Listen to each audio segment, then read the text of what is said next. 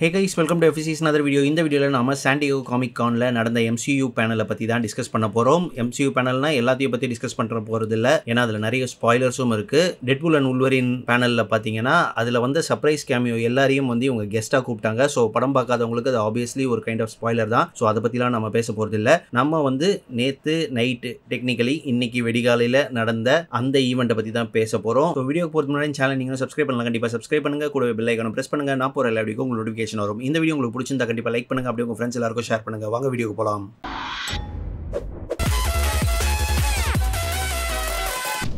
So San Diego Comic கானில் last இயரில் பார்த்தீங்கன்னா போத் மார்வலும் டிசியும் ரெண்டு பேருமே பேக் ஆஃப் ஆகிட்டாங்க. ரெண்டு பேரும் இந்த தடவை ரிட்டர்ன் ஆயிருக்காங்க. ஆனால் டிசி சைடு பார்த்தீங்கன்னா பெருசாக பெரிய அனௌன்ஸ்மெண்ட் எதுவுமே இல்லை. ஜேம்ஸ் கன்னோட டிசியூவோட முதல் அஃபிஷியல் கண்டென்ட் கிரியேச்சர்ஸ் கமாண்டோஸோட ட்ரெய்லரை ரிலீஸ் பண்ணியிருந்தாங்க. அது மட்டும் இல்லாமல் டிசி ஸ்டுடியோஸோட புது லோகோ வந்து அன்வீல் பண்ணியிருந்தாங்க. Plus CW series Superman and லூயிஸோட ட்ரெய்லரையும் ரிலீஸ் பண்ணியிருந்தாங்க. ஆனால் இன்னும் ஜேம்ஸ் கன்னோட ஃபர்ஸ்ட் படமான சூப்பர்மேனோட ட்ரெய்லர் எதுவுமே ரிலீஸ் ஆகல. மேபி லாஸ்ட் டேவான நாளைக்கு ரிவீல் பண்ணுறதுக்கு வாய்ப்புகள் இருக்கு. சோ அதுக்கு வெயிட் பண்ணுவோம். அதே மாதிரி மேட்ரிக்ஸ் யூனிவர்ஸோட பெங்குவின் டிவி சீரிஸோட ட்ரெய்லரும் அதுக்கேற்ற மாதிரி பேனலும் நடந்தது. சோ இதுதான் டிசிக்கு இது வரைக்கும் நடந்தது. ஆனா மார்வலுக்கு பாத்தீங்கன்னா வந்து நிறைய ப்ரொமோஷன்லாம் போச்சு. லைக் டெட்பூல் அண்ட் உல்வரினுக்கு ஒரு பேனல் நடந்தது. அதே மாதிரி வந்து வரப்போற கேப்டன் அமெரிக்கா 4க்கும் வந்து பாத்தீங்கன்னா ஒரு தனி பேனல் வச்சிருந்தாங்க. ஆனா ஹைலைட்டே எதுன்னு பாத்தீங்கன்னா இந்த ஃபியூச்சர் மூவிஸை அனௌன்ஸ் பண்ணும்போது தான் ஏற்கனவே வந்து 2 வருஷத்துக்கு முன்னாடி சான் டியேகோ காமிக் கான்ல வந்து அவெஞ்சர்ஸ் சீக்ரெட் வார்ஸும் அவெஞ்சர்ஸ் கேங் டைனஸ்டியும் வந்து அனௌன்ஸ் பண்ணியிருந்தாங்க. அப்பவே வந்து எல்லாரும் பயங்கரமா என்ஜாய் பண்ணாங்க. பட் அந்த கேங் டைனஸ்டி பிளானை வந்து இப்போ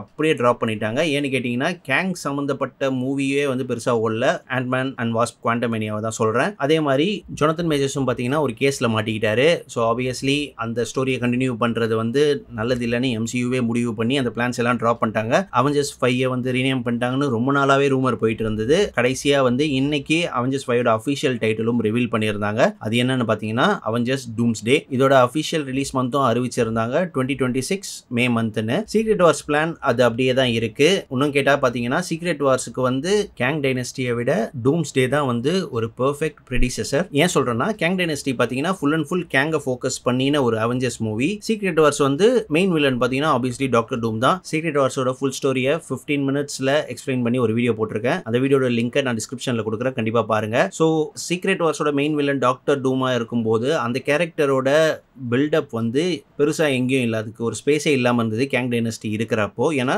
நம்ம ஃபுல் ஃபோக்கஸும் வந்து கேங் த கான்கரர் மேலே தான் இருக்கும். பட் இப்போ டூம்ஸ்டேன்னு ஒரு மூவி அறிவிச்சிருக்கிறதால இப்போ வந்து அந்த கேரக்டர் டெவலப்மெண்ட் அந்த கேரக்டர் ஆர்க்கு வந்து ஒரு பெர்ஃபெக்டான ஸ்பேஸா இந்த 2 படம் இருக்கும்னு நினைக்கிறேன். இப்போ அடுத்த மிகப்பெரிய விஷயத்துக்கு வருவோம்.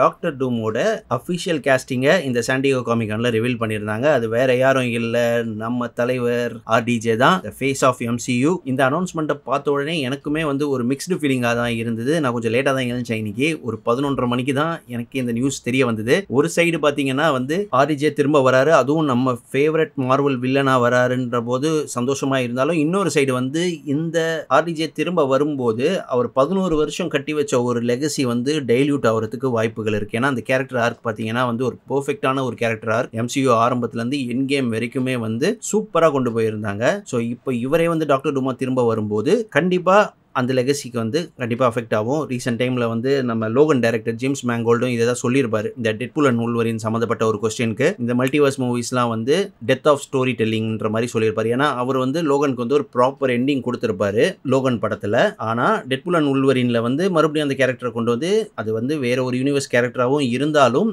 அந்த லெகசி வந்து கண்டிப்பாக அஃபெக்ட் ஆகும். ஸோ அதை தான் வந்து ஜேம்ஸ் மேங்கோல்டே சொல்லியிருப்பாரு. ஸோ அயன்மேன் லெகசிக்கும் இந்த மாதிரி ஆகிறதுக்கு வாய்ப்புகள் இருக்கு. ஸோ நீங்கள் என்ன நினைக்கிறீங்க? RDJ வந்து டாக்டர் டூமா கேஸ்ட் பண்ணது வந்து உங்களுக்கு ஓகேவா இல்ல உங்களுக்கும் மிக்ஸ்டு ஃபீலிங்கா தான் இருக்கான்றத கண்டிப்பா கமெண்ட் செக்ஷன்ல சொல்லுங்க. இப்போ இன்னொரு விஷயம் நமக்கு தெரிய வேண்டியது என்னன்னா ராபர்ட் டவுனி ஜூனியர் வந்து விக்டர் வான் டூமா வராரா இன்னொரு யூனிவர்ஸ்ல இருந்து, இல்லனா அந்த யூனிவர்ஸோட டோனி ஸ்டார்க் வந்து ஃபென்டாஸ்டிக் 4ஓட கொலாபரேட் பண்ணி ரிசர்ச் பண்ணும்போது டாக்டர் டூமா ஆயிடுறாரான்றது வந்து வெயிட் பண்ணி பார்க்கணும். ஏன்னா வந்து இந்த சான் டியேகோ காமிக் கானோட டேக்லைனே பாத்தீங்கன்னா வந்து new mask same task. So obviously இந்த டேக்லைனை பார்க்கும்போது இது வந்து ஒரு ஈவில் டோனி ஸ்டார்க்கா தான் இருக்கணும்னு தோணுது. இந்த ஈவில் டோனி ஸ்டார்க் வந்து அந்த 60ஸ்ல நடக்கிற ஃபென்டாஸ்டிக் ஃபோரோட அந்த யூனிவர்ஸை சேர்ந்தவராக தான் இருக்கணும் மேக்ஸிமம். ஏன்னா நேற்று பார்த்தீங்கன்னா அந்த படத்தோட அஃபிஷியல் டைட்டிலையும் ரிவீல் பண்ணியிருந்தாங்க. முதல்ல வெறும் ஃபென்டாஸ்டிக் ஃபோர் தான் வச்சிருந்தாங்க. ஆனால் நேற்று ரிவீல் பண்ண டைட்டிலில் பார்த்தீங்கன்னா ஃபென்டாஸ்டிக் ஃபோர் ஃபர்ஸ்ட் ஸ்டெப்ஸ் அப்படின்னு அஃபிஷியலாக காமிச்சிருந்தாங்க.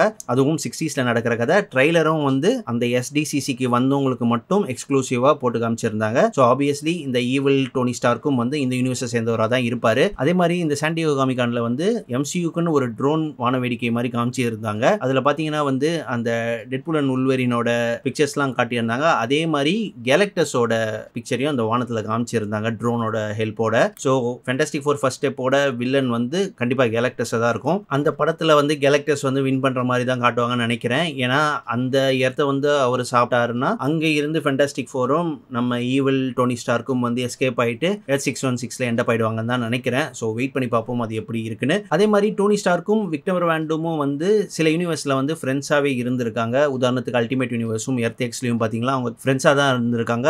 சேர்ந்து தான் ரிசர்ச் பண்ணுவாங்க. அதே மாதிரி வாட் இஃப்ல வந்து ஒரு ஸ்டோரி இருக்கு, அயன்மேன் டீமன் இன் ஆர்மர் அதுக்கு பேரு. ஸோ அதில் லிட்டரலாக என்ன நடக்கும்னா இவங்க ரெண்டு பேரும் வந்து காலேஜ் மேட்ஸாக இருப்பாங்க. ரெண்டு பேரும் வந்து மைண்ட் ஸ்வாப் பண்ணிப்பாங்க. ஸோ வந்து விக்டர் வேண்டும் வந்து டோனி ஸ்டார்க் உடம்புலையும், டோனி ஸ்டார்க் வந்து விக்டர் வேண்டும் உடம்புலையும் போயிடுவாரு. ஸோ அதுலேயும் பார்த்தீங்கன்னா வந்து டோனி ஸ்டார்க் உடம்புக்குள்ள இருக்கிற விக்டர் வேண்டும் வந்து லேட்டோரியாவுக்கு போயிடுவாரு. விக்டர் வேண்டும்குள்ள இருக்கிற டோனி ஸ்டார்க் வந்து அயன்மேன் மேண்டில் எடுத்துப்பாரு. ஸோ அப்படிதான் அந்த கதை போகும். அதே மாதிரி இன்னொரு காமிக் ஸ்டோரியில இன்னும் இருக்கு, இன்ஃபேமஸ் அயன்மேன். அதில் பார்த்தீங்கன்னா காமிக்ஸ் ஆரம்பிச்ச உடனே அயன்மேன் சாகிற மாதிரி காட்டுவாங்க. அந்த அயன்மேன் மேண்டில் வந்து விக்டர் வேண்டும் எடுத்து போட்டுப்பாரு. ஸோ அந்த மாதிரி ஏதாவது ஒரு ஸ்டோரி லைனை தான் வந்து இந்த MCUல அடாப்ட் பண்ணுவாங்கன்னு நினைக்கிறேன். இல்லைன்னா MCUக்கே உரிதான ஒரு ஒரிஜினல் ஸ்டோரி எந்த காமிக்ஸையும் அடாப்ட் பண்ணாமல் எழுதுவாங்களா அந்த மாதிரி எழுதுறதுக்கும் வாய்ப்பு இருக்கு. ஸோ எப்படி வருதுன்னு நம்ம வெயிட் பண்ணி பார்ப்போம். நான் எக்ஸைட்டாக இருக்கிற ஒரே விஷயம் என்னன்னு பார்த்தீங்கன்னா டூம்ஸ்டே வரத்துக்கு இன்னும் 2 வருஷம் தான் இருக்கு. ரொம்ப ஷார்ட்டான டைம்.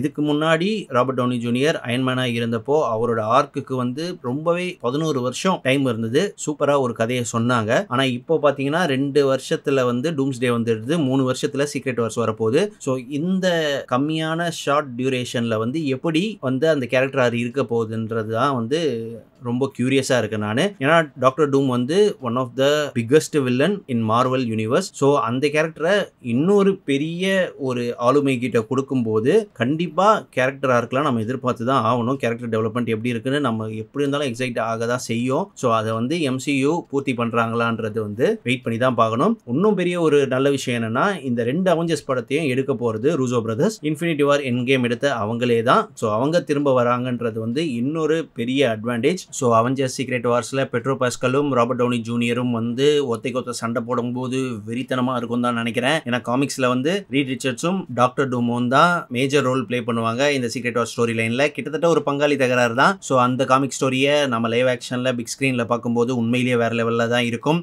ஸோ உங்களுக்கும் சீக்ரெட் வார் ஸ்டோரி லைன் பத்தி தெரியணும்னா கண்டிப்பா டிஸ்கிரிப்ஷன்ல இருக்கிற லிங்கை பார்த்து அந்த வீடியோவை பாருங்க. ஸோ இதோட இந்த வீடியோ முடிச்சுக்கிறேன். இந்த வீடியோ உங்களுக்கு பிடிச்சிருந்தா கண்டிப்பா லைக் பண்ணுங்க, அப்படியே உங்க ஃப்ரெண்ட்ஸ் எல்லாருக்கும் ஷேர் பண்ணுங்க. அடுத்த வீடியோ சந்திப்போம். அதுவரை உங்களிடம் இந்த வீடியோ பெறுவது அப்படிலாம் சொல்ல மாட்டேன். பாய்.